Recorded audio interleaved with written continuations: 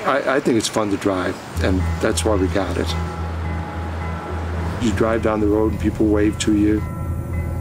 In the process of doing the restoration, we restored it back to as it would have come off the factory floor.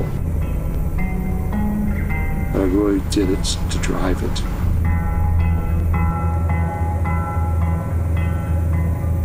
Well, we started out taking and being kind of enamored with the cars.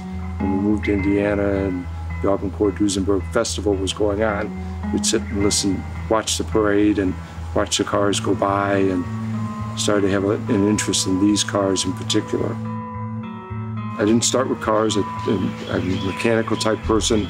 I always liked taking things apart and putting them back together. I had a great erector set when I was a kid. We built almost anything, but never really got into cars per se until I was an adult. In 1931, the body style was redesigned. Alan Leamy was the designer, and he changed basically the flow of the fenders. So instead of being a more up-down fender, it has that nice flow to it.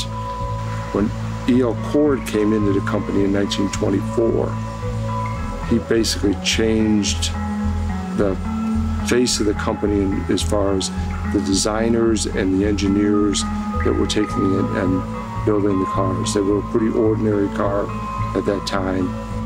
He brought in designers that were young, like himself, and also engineers that were young and would take up the challenge that he gave to them.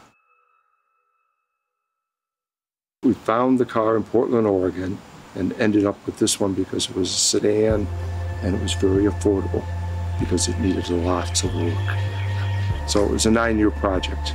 It was a family project, and my son got involved with it also. There were more than a few times that I wondered what I got myself into, but we survived all that, and now we have a great touring car. You talk about the Auburn Automobile Company, and a lot of people don't know the company. A number of car companies in Indiana that are very much legendary car companies. You have the Auburn and Ford line that was built up here in Auburn that are legendary classic cars.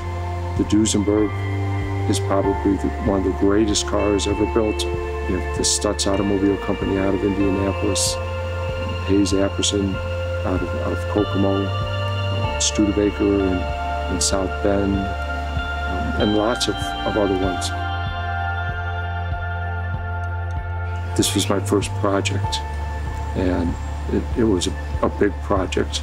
I'm not sure this is where you should start, but at the same time, as it ended up, we were successful with it, and it came out very well.